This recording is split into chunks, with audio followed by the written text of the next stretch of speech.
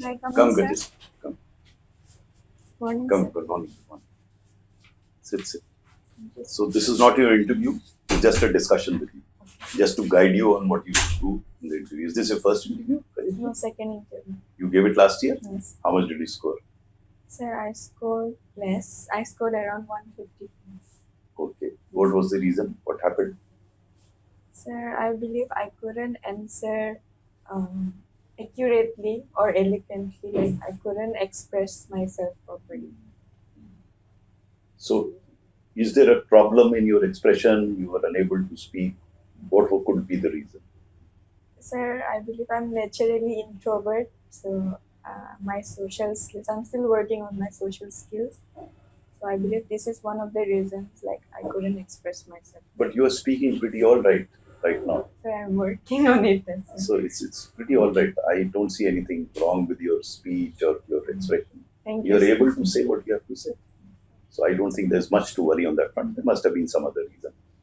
When is your interview?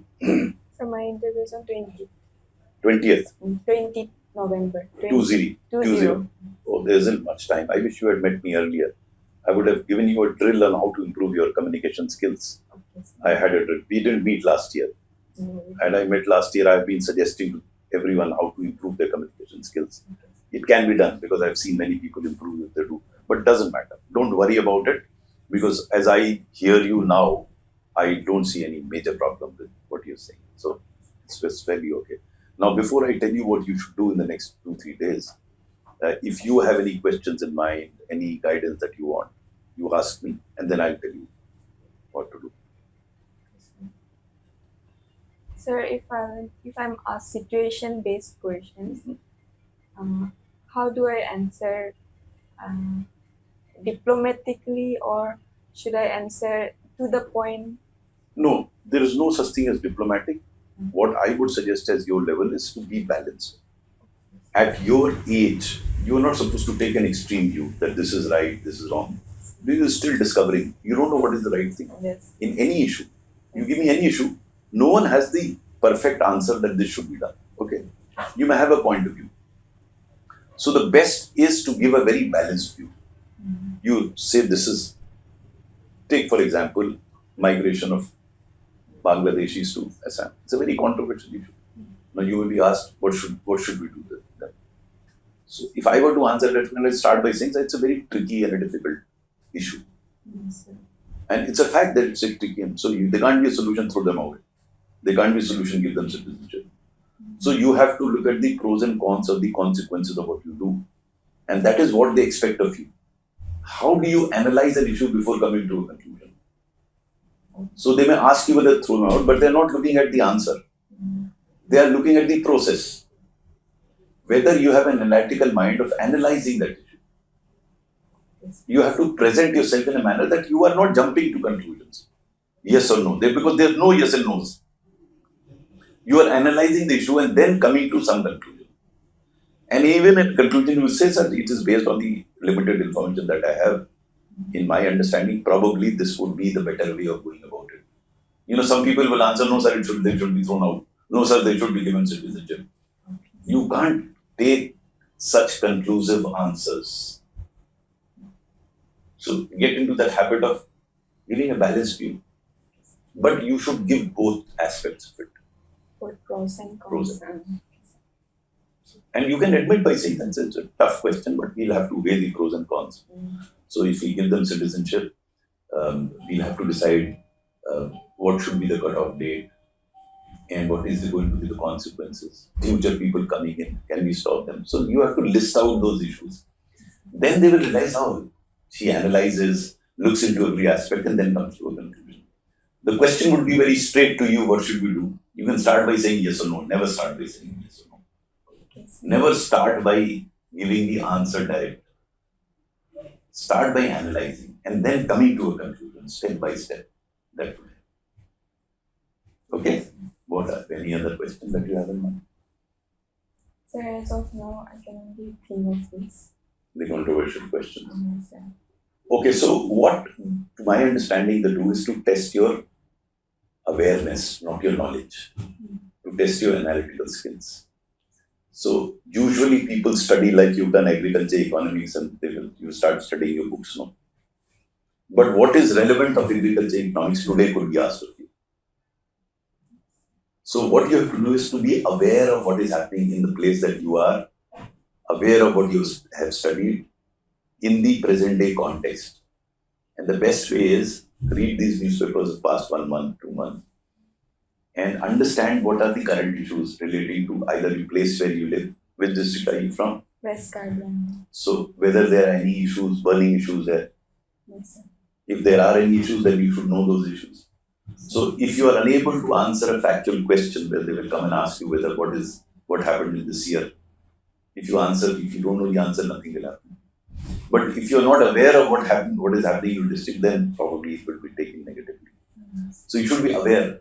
And the best way to look at awareness, as I said, is read newspapers. And if there are any news items, any discussion, any issue that has come up in the recent past, you should be conversant about it, because a common man would be conversant, would know what is happening there. So in your district or in your state, what are the problems of the state? One we've already discussed, the other could be floods. So you should, after discussing the problem, the next possible question could be, what is your solution to this problem? So they are not expecting the final solution from you, because if it was so easy to give a final solution, it would have been found now. It's a difficult thing. But they're looking at how do you approach a solution. So when I say that flooding is an issue, and if I ask you, how do you handle this problem of flooding? How do you start the answer? I would say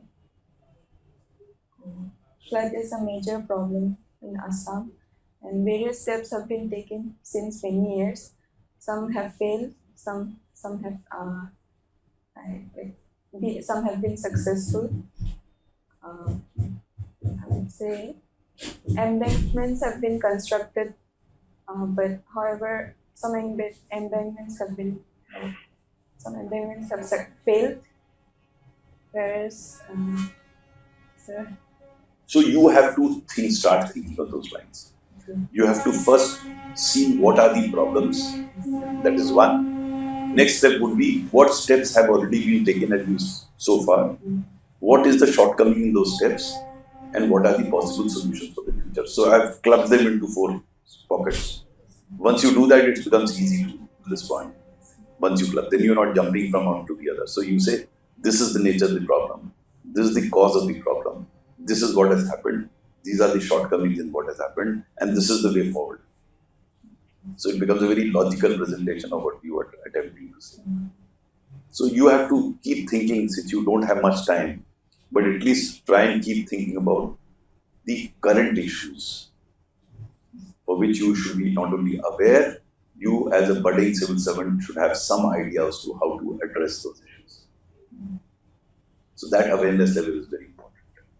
So get to know about the current issues relating to, as I keep saying, your district, your state, adjoining states, adjoining country, what are the issues and what are the possible solutions you discuss. In the coming 2-3 days, since you don't have much time, today is 16th and yours is on 20th, you have 3 days in between, try and speak as much as you can. You are naturally reticent, you know, but there's nothing wrong with the way you speak, only thing is you speak less. So once you get into the habit of speaking more and more, I mean, it will not merely help you in this interview, it will help you otherwise. I'm glad you're working on your, if you have time, watch a few of my videos on YouTube, which talk about how to improve your communication skills. That will help you improve your communication skills, express yourself in the manner that you would want to. Because sometimes you have this feeling that you want to say a few words, but you don't have that word. The feeling is there sitting in your mind, and you don't have the right word to express yourself. It takes time.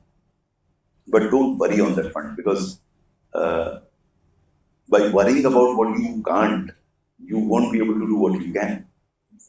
Usually what happens is that you live in the guilt of your ignorance. You say, oh, I couldn't answer this question, I couldn't express myself. And then something which you can speak, because you're still living in that, you are unable to do that. Many aspirants find it difficult to come back after having, so to say, being unable to answer the previous question. They continue to live in that. Oh, I couldn't answer that question, what will happen now, how many marks I'll get.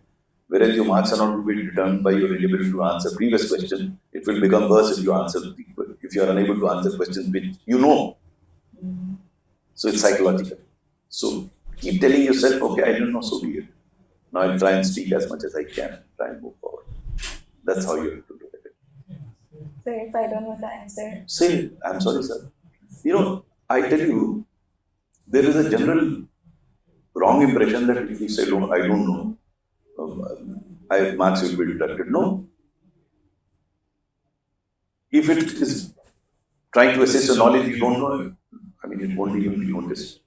But if you're not aware, I keep saying this difference has to be understood between knowledge and awareness. If you're not aware of what is happening around you, and you say, sir, I don't know whether there is a migrant problem from Bangladesh, then there's trouble. Even in that case, if you are unable to answer any question, if you fumble anything, you have to forget that and move on to what you can. Because if you live in the moment of what your inability to do it, then you won't be able to answer the question that you can. So this is very important for you to feel confident, and you must also be aware that no one knows answers to every question. There will be a lot of questions where you don't know the answer. So, okay, you don't know, you don't know. How does that make a difference? Okay. Right. All the best.